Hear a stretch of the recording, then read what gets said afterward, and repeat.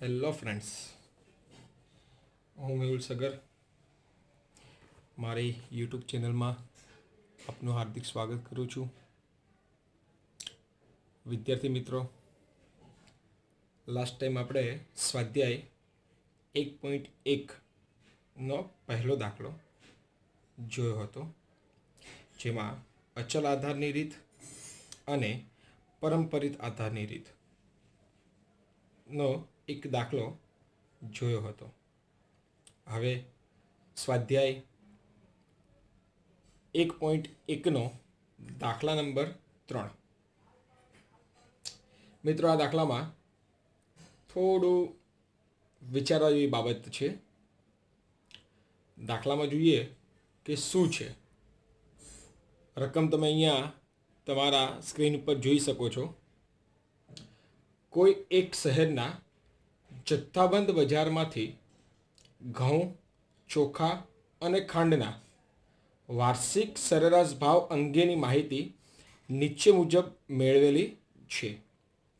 તે પરથી વર્ષ 2011ને આધાર તરીકે લઈને અચલ આધારની રીતે અને પરંપરિત આધારે ત્રણેય વસ્તુના ભાવનો સામાન્ય સૂચકાંક ગણો.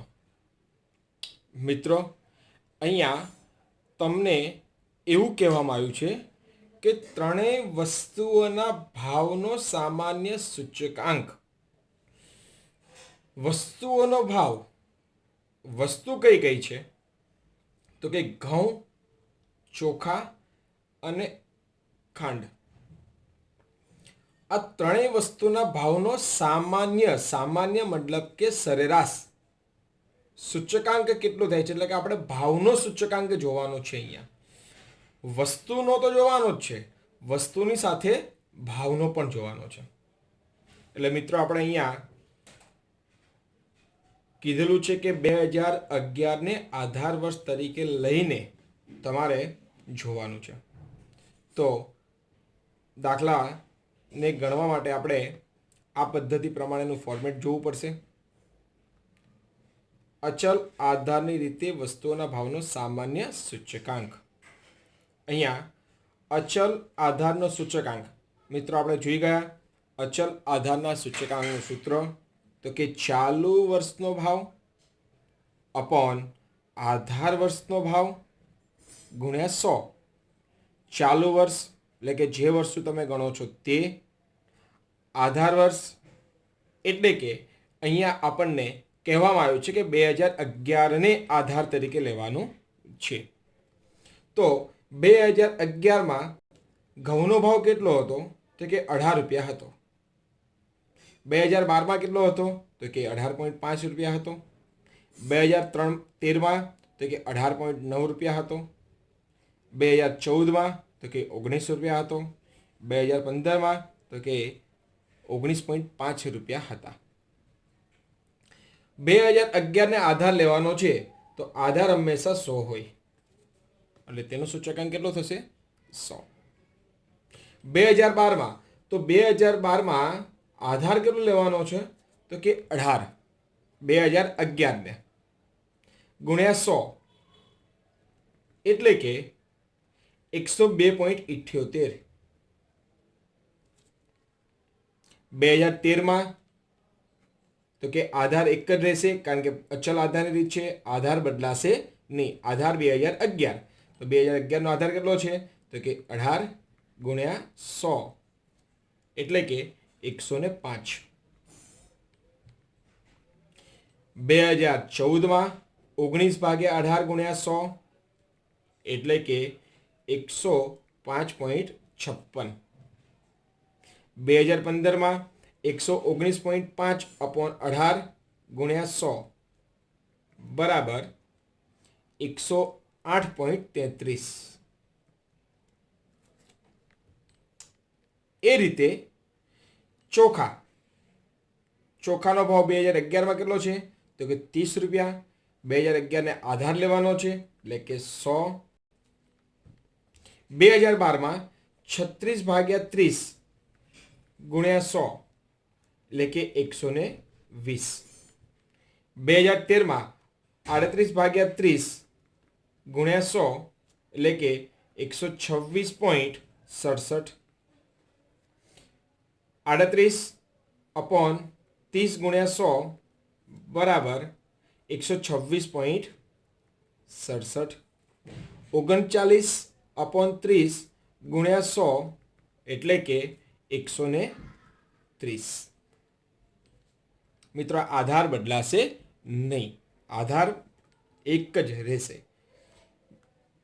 હવે ત્રીજો પ્રકાર છે ખાંડ. ખાંડનો 2011માં ભાવ કેટલો છે કે 30 અને 2011ને આપણે આધાર લેવાનો છે એટલે કે 100. 2012માં 31/30 ગુણ્યા 100 એટલે કે 103.33. 32/30 ગુણ્યા 100 એટલે કે 106.67. 34/30 ગુણ્યા 100 એટલે કે 113.33. 36/30 ગુણ્યા 100 એટલે કે 120. આપણે દરેક વસ્તુના ભાવ જે છે, વસ્તુનો ભાવ એટલે કે ઘઉં, ચોખા અને ખાંડ, એ દરેક વસ્તુના ભાવનો વર્ષ પ્રમાણેનો સૂચકાંક શોધી લીધો. પરંતુ અહીંયા પ્રશ્નમાં એવું લખે છે કે ત્રણેય વસ્તુઓના ભાવનો સામાન્ય સૂચકાંક. તો ત્રણેય વસ્તુઓના ભાવનો સામાન્ય સૂચકાંક એટલે કે ત્રણેય વસ્તુઓના ભાવનો સરવાળો. પહેલાં તો આનો સરવાળો 2011માં ઘઉંનો 100, ચોખાનો 100 અને ખાંડનો 100 એટલે કે 300 થયો સૂચકાંકનો સરવાળો. તો સામાન્ય સૂચકાંકનું સૂત્ર શું થાય? તો સામાન્ય સૂચકાંક બરાબર સરવાળો ભાગ્યા 3. સરવાળો શેનો? તો જે આપણે સૂચકાંકનો સરવાળો કર્યો તે. તો 300 ભાગ્યા 3 બરાબર 100. એ રીતે 2012માં સૂચકાંકનો સરવાળો કેટલો થાય છે? તો 326.11. તો 326.11 ભાગ્યા 3 બરાબર 108.70. 2013માં સરવાળો કેટલો થાય છે સૂચકાંકનો ત્રણેય ભાવનો, ઘઉં, ચોખા અને ખાંડનો? તો કે 338.34. તો 338.34 ભાગ્યા 3 એટલે કે 112.78. 2014માં સરવાળો કેટલો થાય છે? તો કે 345.56.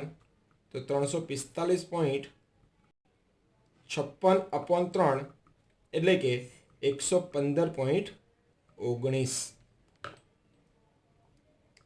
2015માં સરવાળો, સૂચકાંકનો સરવાળો 356.33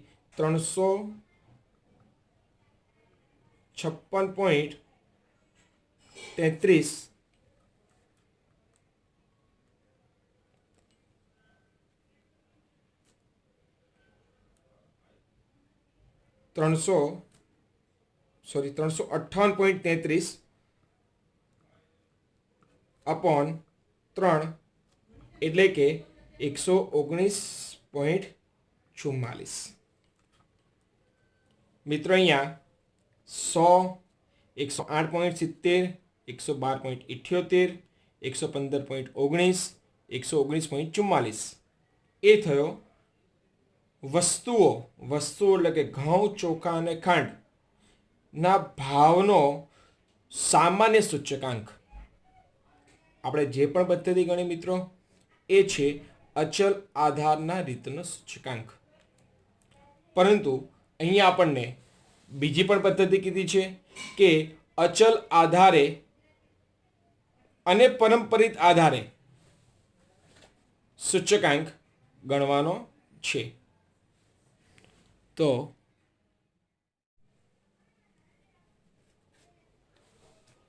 પરંપરિત આધારની રીતે વસ્તુઓના ભાવનો સામાન્ય સૂચકાંક.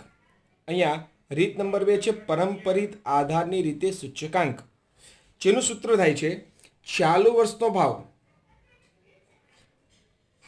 અપોન અગાઉના વર્ષનો ભાવ ગુણ્યા 100.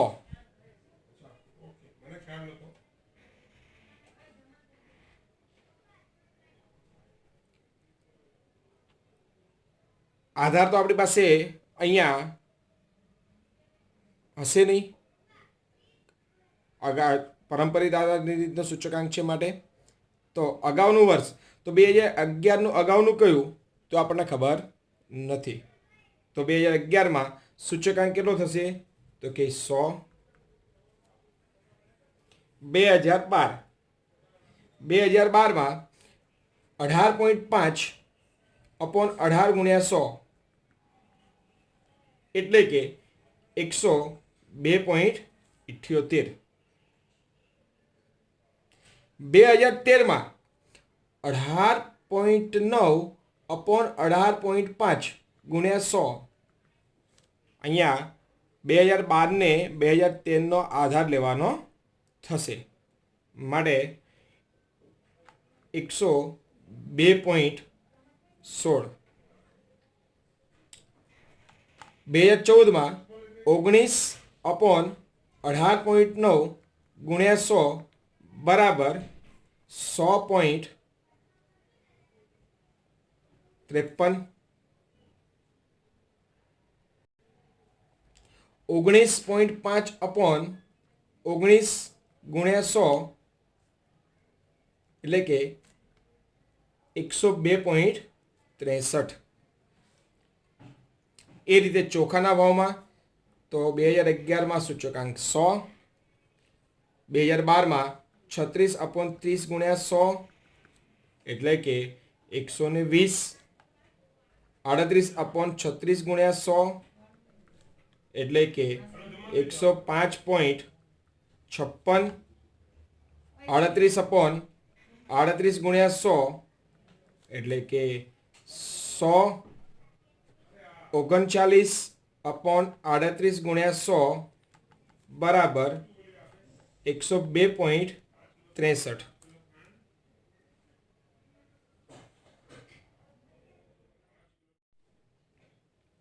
બે 2011માં ખાંડ તો ખાંડનો સૂચકાંક 100, 31 અપોન 30 ગુણ્યા 100 એટલે કે 103.33. 32 અપોન 31 ગુણ્યા 100 એટલે કે 103.23. 34 અપોન 32 ગુણ્યા 100 એટલે કે 106.25. 36 અપોન 34 ગુણ્યા 100 એટલે કે 105.88.